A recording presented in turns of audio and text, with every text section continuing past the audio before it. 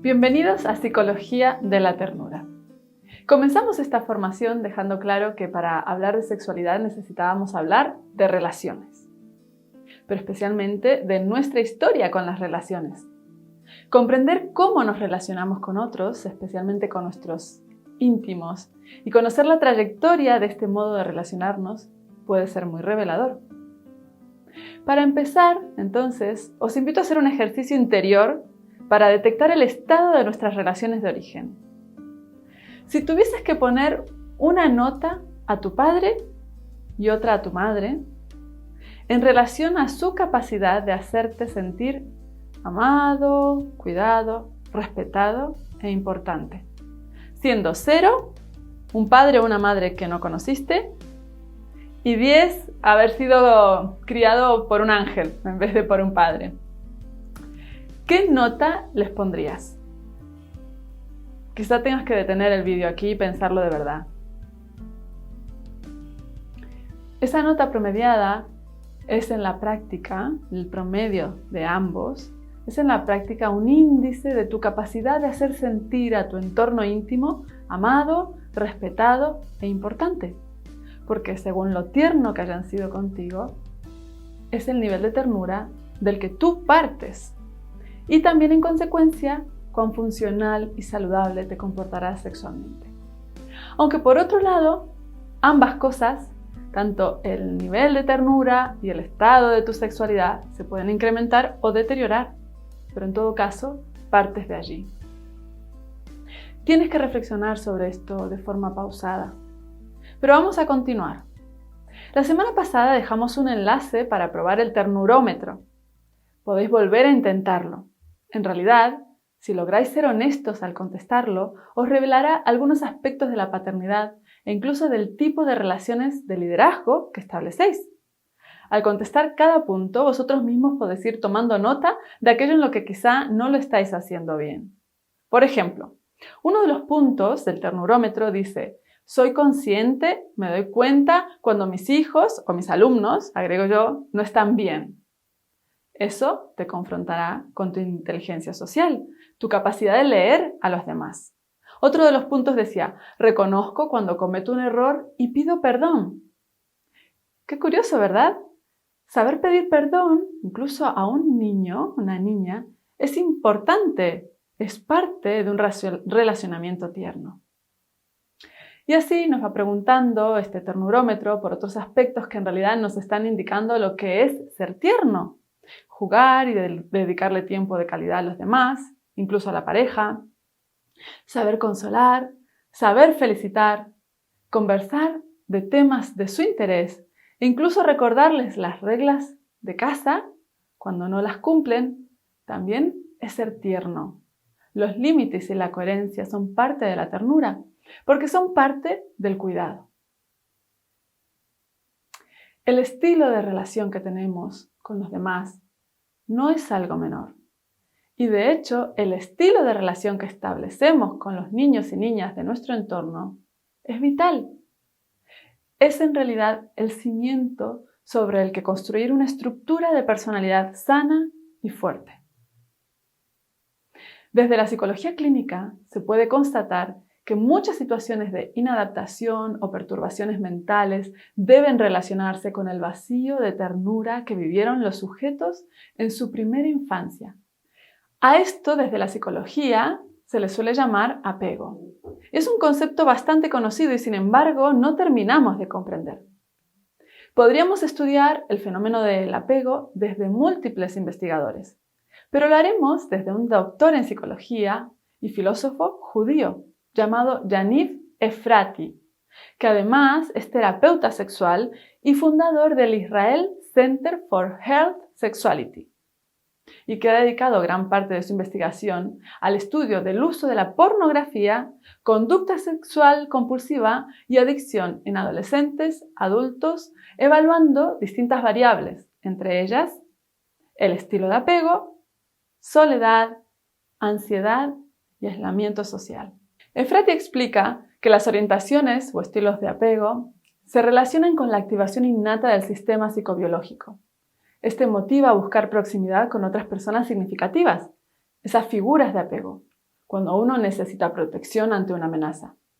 Las orientaciones o estilos de apego se desarrollan en la infancia mediante las relaciones íntimas con sus cuidadores, usualmente los padres. Es decir, y vuelvo a traducir, apego son esos gestos de ternura que uno expresa y el otro logra percibir o recibir. Efrati dice que cuando los cuidadores dan apoyo y cuidado y constantemente satisfacen las necesidades como la comodidad y seguridad, el niño desarrolla un vínculo llamado apego seguro y se caracteriza por una visión positiva de sí mismo como alguien querido, confiable para los demás. Más adelante en la vida, las personas con un apego seguro tienden a generar relaciones sanas, saludables con sus familiares, amigos y con su pareja.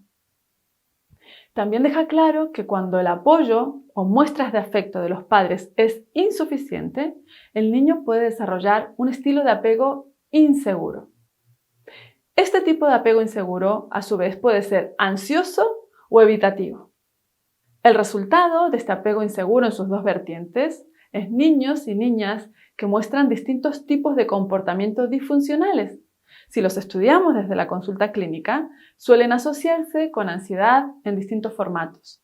Miedo al abandono, un alto deseo de amor y afectividad traducido a comportamientos que le traen justo lo contrario de lo que buscan, o por el contrario, actitudes de desconfianza crónica, estrategias continuas de distanciamiento emocional, entre otros comportamientos que de mayores se traducen en comportamientos más complejos y sus causas difíciles de desentrañar.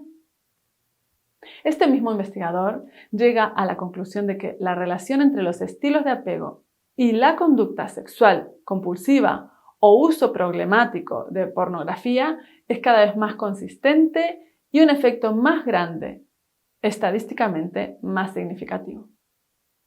Tanto los adolescentes como los adultos que puntúan alto en apego ansioso tienden a negar y evadir la cercanía e interdependencia en las relaciones.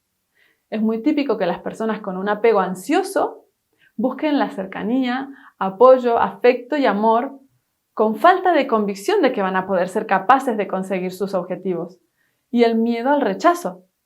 Por lo tanto, las actividades sexuales online y offline en la vida real pueden servir como un sustituto para los adolescentes que tienen un apego ansioso. Por distintos motivos, las personas que desarrollan un estilo de apego evitativo pueden buscar una compensación a esta falta de calidez, cercanía e intimidad sexual. La investigación ha mostrado que la pornografía online sirve como una compensación en las personas con un apego inseguro. Por todo esto, entre otras cosas, iniciamos esta revolución de la ternura, porque la mayoría de estas conductas que hoy vemos en nuestros chicos y chicas y tanto nos preocupan, si bien están favorecidas por la sociedad en la que vivimos, tienen más que ver con nuestro lugar como adultos. En el último libro del Antiguo Testamento hay una curiosa promesa. Dios quiso dejar provisión para este tiempo del fin de nuestra historia. Nos dejó una promesa. Dijo que Él hará volver el corazón de los padres sobre sus hijos y, en consecuencia, de sus hijos a los padres. Pero todo comienza por nuestro corazón como adultos. Así que volvamos a la ternura. La ternura se opone a dos actitudes existenciales bastante difundidas y casi siempre relacionadas entre sí. Primero, la dureza de corazón y segundo, un repliegue sobre uno mismo, egocéntrico. La dureza de corazón la solemos vivir como barrera, como muro, como rigidez, cerrazón mental, y el repliegue sobre sí mismo como egocentrismo, incapaz de dirigirse al otro, como negativa de diálogo y de intercambio. La ternura, por el contrario, viene a ofrecernos flexibilidad, permeabilidad, apertura de corazón, disponibilidad al cambio, y se constituye como rostro concreto de una estética afectiva que se convierte en benevolencia y amabilidad. La ternura se nos ofrece como un acontecimiento. Acontece, la experimentamos. No se trata de un acto que pueda programarse o vincularse a una deliberación de la voluntad. Se impone más bien como una vibración interior, con una fuerza propia. Quizá como una chispa de vida que implica estar conectado a la energía de la vida. La ternura no representa, por lo tanto, una actitud opcional, sino una vocación profunda que humaniza a la persona y la hace cariñosa, capaz de escuchar, de aceptar, de apreciar justamente a los demás, de tolerarlos. Aporta a las facultades superiores una capacidad particular de sensibilidad. La fuerza de la ternura es una sabiduría del corazón que no puede enseñar ninguna escuela más que la que sepa iniciar en el amor. Por eso el problema es más de orden pedagógico. Dejaré en la plataforma una página estupenda de World Vision donde ofrecen una escuela de crianza con ternura. Os recomiendo apuntaros. No hace falta ser padres o madres para aprender a criar. Como tíos, como líderes, estamos ejerciendo un lugar de educación demasiado importante como para no saber hacerlo. De hecho, como docentes o maestros, también tenemos una gran responsabilidad en mejorar nuestra capacidad de educar con ternura. Porque esa relación que establecemos tantas horas con nuestros chicos en el colegio puede ser una salvación para aquellos que no tengan este tipo de relación sanadora en sus casas. Educación White, que aprovecho a contaros que viene en camino el libro Educación White en formato ebook desde la editorial Sa Feliz, busca poner el énfasis en ese estilo de relación que establecemos al educar. Esa fue la revelación de Dios a Elena de White. La educación no tiene que ver con contenidos académicos. Eso es solo una excusa. Educar tiene que ver con nuestra capacidad de mostrar amor y educar el estilo de vida del cielo. Así que volvamos a esa capacidad de mostrar amor, a la ternura. Si os preguntase qué es la ternura, ¿qué diríais? ¿Un sentimiento? ¿Una decisión? ¿Una emoción? Primero, ¿tenemos claro qué es una emoción? Dice el famoso Daniel Goleman, lo tenéis que haber oído, es uno de los divulgadores más conocidos de la inteligencia emocional. Dice que todas las emociones son en esencia impulsos que nos llevan a actuar.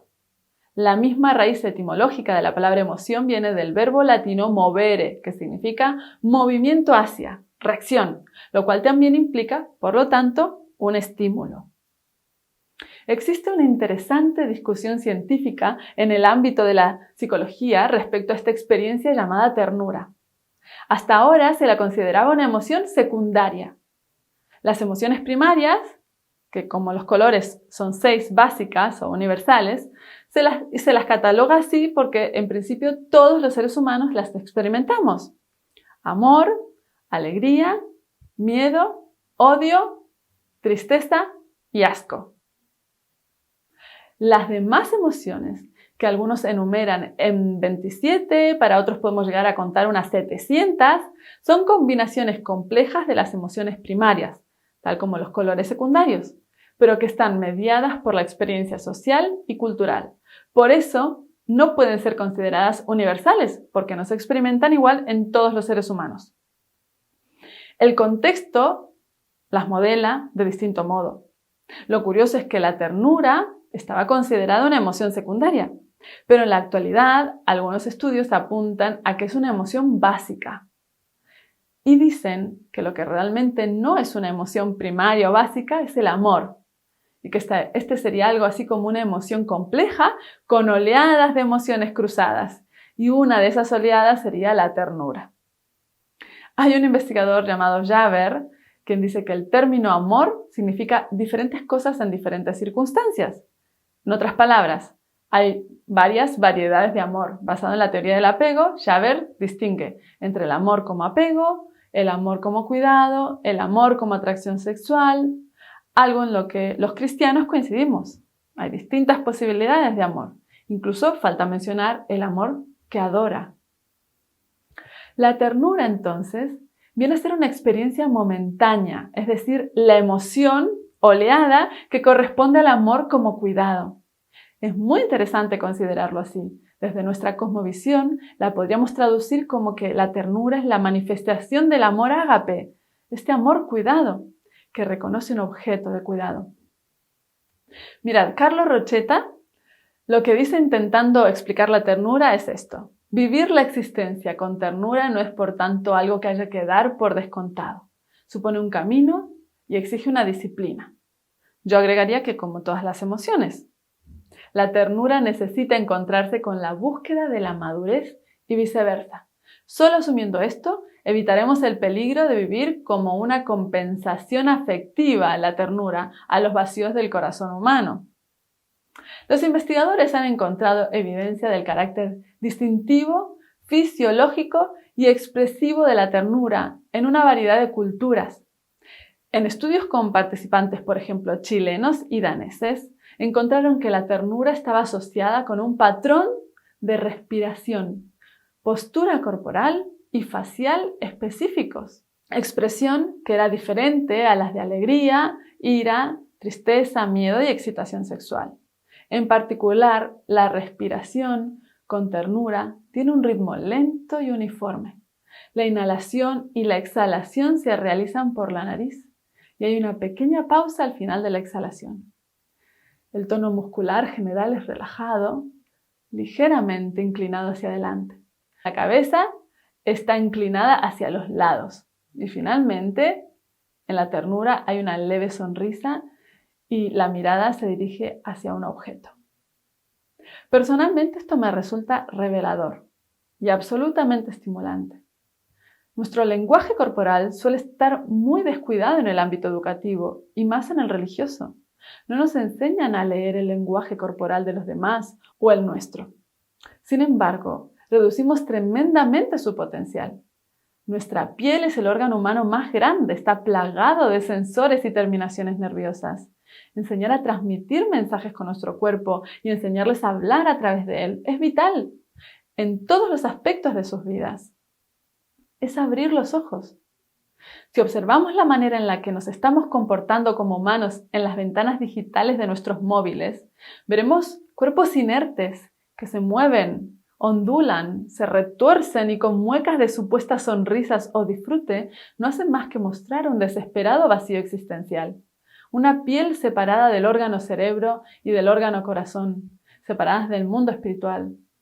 Nada mejor para observar esta circunstancia que quitar el sonido del teléfono cuando navegáis en las redes. Mirad vuestros teléfonos sin sonido. Siempre será más fácil ver de forma consciente.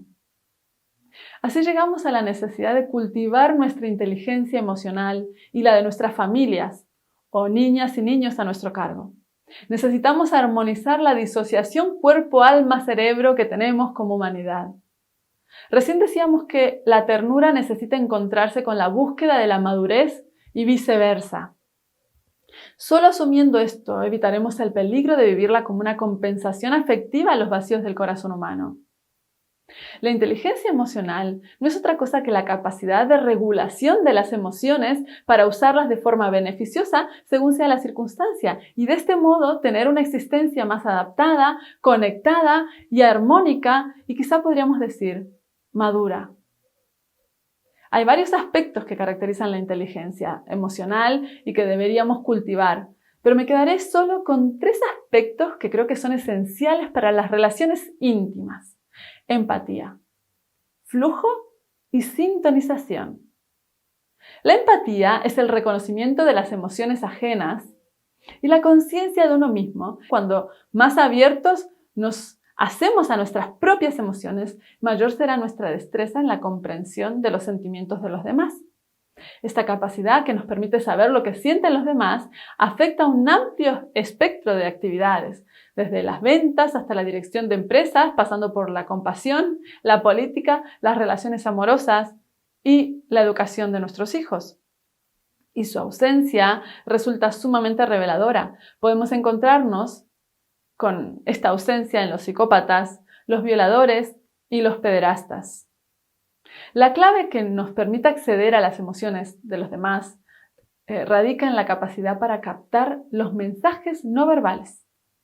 Una investigación llevada a cabo sobre unas 7.000 personas de los Estados Unidos y de otros 18 países puso de manifiesto las ventajas que conlleva la capacidad de leer los sentimientos ajenos a partir de mensajes no verbales. Permite tener ajuste emocional, popularidad, sociabilidad y también sensibilidad, un indicador de que salen especialmente dotados para deshacer la apatía y mantener buenas relaciones con el sexo opuesto. Una habilidad obviamente inestimable para la vida amorosa. La segunda característica de la inteligencia emocional es el flujo. Me encanta esta palabra y lo que implica. Flujo es la capacidad de motivarse uno mismo. Se dice que es la neurobiología de la excelencia. Os lo explico con un ejemplo testimonial de un compositor recopilado por Daniel Goleman. Fluir es tener la sensación en un momento determinado de tu trabajo de que te encuentras en un estado extático en el que se siente como si casi no existieras. En esos casos, mis manos, dice él, parecen vacías de mí y yo no tengo nada que ver con lo que ocurre, sino que simplemente contemplo maravillado y respetuoso todo lo que sucede. Y eso es algo que fluye por sí mismo. Esta descripción se asemeja sorprendentemente a la de cientos de hombres y mujeres como alpinistas, jugadores de ajedrez, cirujanos, jugadores de baloncesto, ingenieros, ejecutivos, escritores, cuando hablan de una circunstancia en la que se superan a sí mismos. Un psicólogo de la Universidad de Chicago ha denominado a este estado con el nombre de flujo. Los atletas, por su parte, se refieren a este estado de gracia con el nombre de la zona, un estado de absorción beatífica centrado en el presente. ¿Alguna vez has experimentado algo así? Deberías, es increíble. A mí me ha pasado en algunas circunstancias, pero sobre todo escribiendo. La capacidad de entrar en el estado de flujo es el mejor ejemplo de la inteligencia emocional. Un estado que tal vez representa el grado superior del control de las emociones al servicio del rendimiento y el aprendizaje. En este estado, las emociones no se ven reprimidas ni canalizadas, sino que, por el contrario, serán activadas, positivas y alineadas con la tarea que estamos llevando a cabo. Y quizá nos sorprende porque pocos de nosotros hemos experimentado fluir, estar en armonía con todos los aspectos de nuestra persona. Es un momento en el que el mismo Espíritu Santo se mueve en y a través de nosotros. De hecho, mirad lo que dice Goleman. Tal vez la experiencia que mejor refleje este estado sea tener relaciones sexuales. La fusión de dos personas en una unidad fluidamente armoniosa. El rasgo distintivo de esta experiencia extraordinaria es una sensación de alegría espontánea. Es un estado en el que uno se siente tan bien que resulta intrínsecamente recompensante. Un estado en el que la gente se absorbe por completo, se presta atención indivisa a lo que se está haciendo. Su conciencia se funde con su acción. Y quizá tristemente tampoco hemos experimentado esto en nuestras relaciones sexuales. Fijaos lo que dice Goleman. La reflexión excesiva sobre lo que se está haciendo interrumpe el estado de flujo. Este mismo pensamiento de lo que estoy haciendo bien o mal puede llegar a ponerle fin. El flujo es un estado de olvido de uno mismo, el opuesto de la reflexión y la preocupación. Un estado en el que la persona, en lugar de perderse en el desasosiego, se encuentra tan absorto en la tarea que está llevando a cabo que desaparece toda conciencia de sí mismo y abandonada hasta las más pequeñas preocupaciones de la vida cotidiana. Dicho de otro modo, los momentos de flujo son momentos en los que el ego se halla completamente ausente. ¡Wow! Otra forma posible de entrar en ese estado también puede darse cuando la persona emprende la tarea para la que está capacitado y se compromete con ese no nivel que exige de todas sus facultades. El placer, la gracia y la eficacia espontánea que caracterizan el estado de flujo es incompatible con el secuestro emocional egoísta. La cualidad de la atención del flujo es relajada, aunque muy concentrada. Es una concentración muy distinta de la atención, ese pensar propio de los momentos en los que estamos fatigados, aburridos, en los que nuestra atención puede ser atacada por sentimientos intrusivos como la ansiedad o el enojo. Si aceptamos la presencia de un sentimiento intensamente motivador de apacible éxtasis, el flujo es un estado carente de todo ruido emocional. Por eso es una de las 3 cualidades más notorias de la inteligencia emocional. Para que una relación íntima pueda experimentar esta experiencia de flow, que pueda fluir, necesita estar en armonía completa con todos los aspectos que nos hacen persona, incluido el espiritual. Esto es belleza. Esto es lo que Dios creó. Y esto se puede experimentar solo en el entorno apropiado, bajo un pacto y una incondicionalidad, que es lo que ofrece un matrimonio. Pero incluso en ese entorno ideal podemos no estar en armonía. La casuística es muy grande, pero quedémonos con la belleza, con el ideal, para apuntar y dirigir nuestras relaciones íntimas y las de nuestros niños y niñas hacia ese lugar, que puedan fluir en sus relaciones. Sería dejarles un regalo. Y por último, la inteligencia emocional nos lleva a sintonizar. Esta es la capacidad de manejar las relaciones, el arte de manejar las emociones en la relación con los demás. Algo imprescindible, desde luego, para fluir. Goleman cuenta sobre una investigación con hijos gemelos en la Universidad de Cornell. Allí el psiquiatra Daniel Stern quedó fascinado por los minúsculos y repetidos intercambios que tienen lugar entre padres e hijos y llegó a la conclusión de que el aprendizaje fundamental de la vida emocional tiene lugar en estos micro momentos de intimidad, y los más críticos de todos estos momentos tal vez en aquellos en los que los niños constatan que sus emociones son captadas, aceptadas y correspondidas con empatía y un proceso que este psiquiatra denomina sintonización.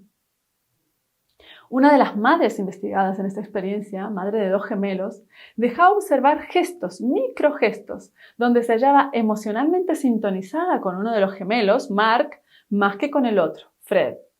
Se la podía apreciar sintonizada con Mark, pero completamente desintonizada con el otro, Fred.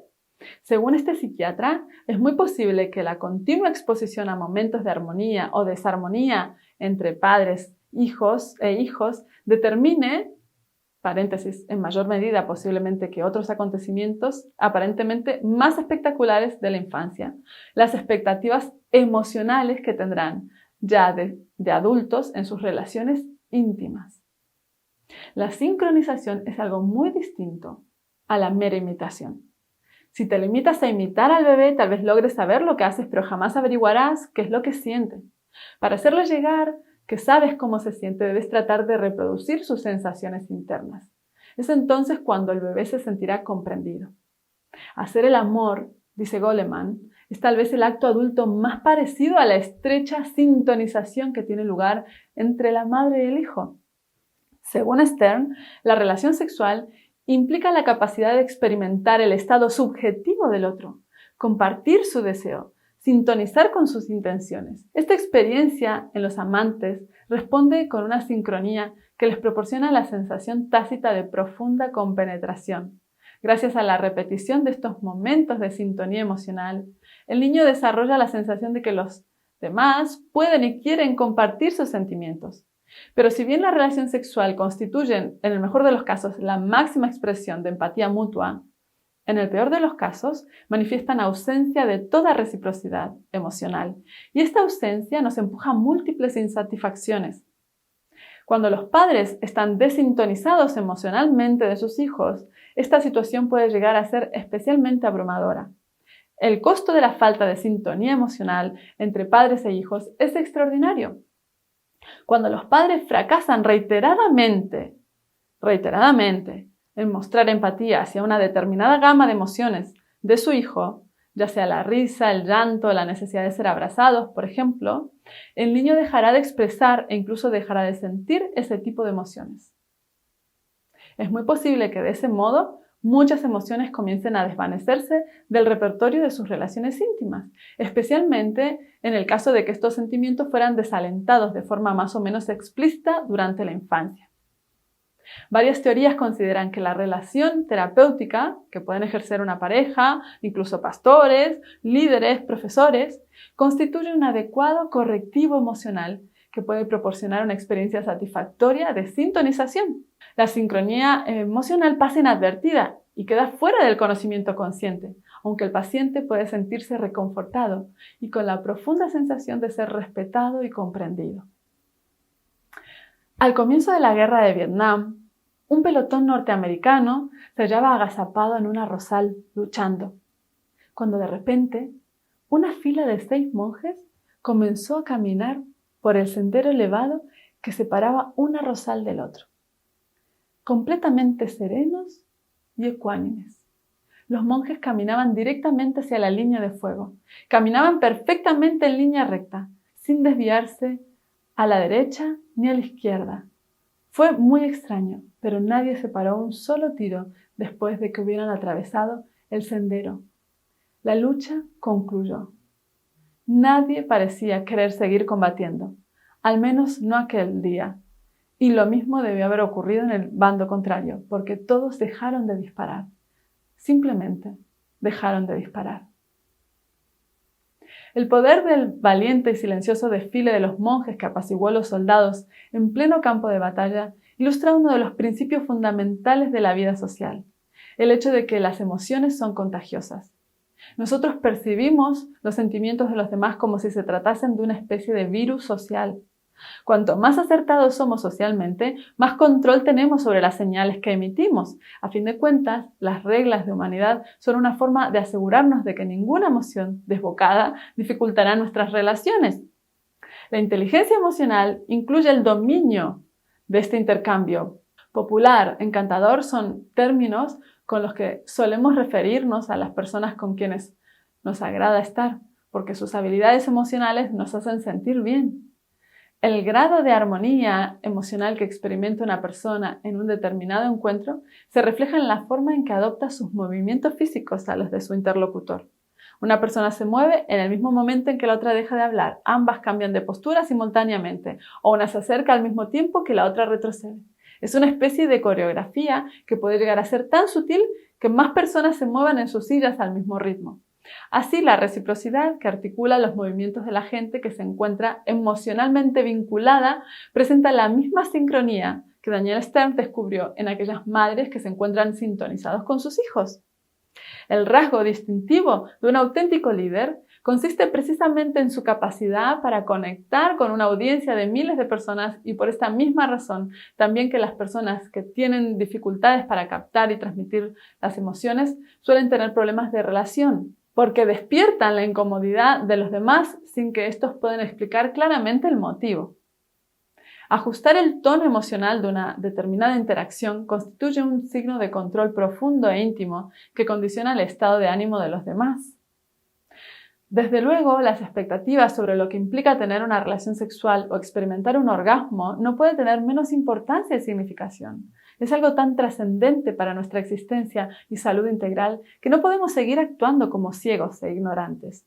La concepción bíblica cristiana considera la sexualidad como una promesa de un encuentro y una capacidad de amor y de comunión, como una energía, la más poderosa presente en la criatura humana, que impulsa el intercambio con el otro, a la gratuidad y a la amistad, pensando que solo en un contexto de este tipo puede realizar su verdad y su más alta significación. Una visión semejante se opone directamente a la concepción egocéntrica de la sexualidad que domina nuestra cultura, en donde todo apunta hacia el principio del placer individual, disociando el gesto sexual del amor y privatizando la sexualidad como un bien de consumo que hay que gestionar sin compromiso alguno. La ternura viene a superar el egocentrismo infantil e impulsando a vivir el gesto sexual como intercambio personal, paritario y recíproco, como compromiso y crecimiento en el amor. Es la ternura la que nos lleva a experimentarla como un valor positivo, que hay que acoger con respeto y al que hay que dirigirse con asombro y aprecio. La ternura rechaza tanto la violencia como el narcisismo. Entre el deseo y la sexualidad se abre un camino de humanización en el que la ternura, que es reconocimiento lleno de asombro de la alteridad del otro, da significado al deseo y en el que el sexo, fuerza de vida y don de gozo, se convierte en fuente de toda ternura posible. La ternura ofrece lo que la sexualidad por sí sola es incapaz de dar. Ofrece el sentido del asombro y de la gratuidad, la espiritualidad del amor y de la comunión, el gozo admirable del encuentro, la liberalidad generosa y creativa, y permite a la sexualidad y a su mismo ejercicio permanecer en un estado aurosal, es decir, siempre naciente. La educación en la ternura se presenta como la premisa imprescindible para una buena educación en el significado auténtico de la sexualidad, sin olvidar esa orientación trascendental de la criatura humana. Somos llamados a ser tiernos. El que tiene ternura, pero no se orienta a ser ternura, se encuentra siempre en la cuesta de una actitud en la que resulta fácil deslizarse por la lógica de la posesión y no por la de la primacía del otro, con la búsqueda más o menos inconsciente de la propia felicidad en vez de la del prójimo. Somos llamados a ser tiernos. Ese es el primer paso para educar la sexualidad. En el próximo capítulo, nos introduciremos en la sociología como análisis del contexto en el que nos encontramos y en el que se debe mover la ternura. Analizaremos las corrientes de pensamiento que impulsan la revolución sexual de la que somos parte como sociedad y veremos qué posibilidades reales tenemos de afrontarla desde la ternura.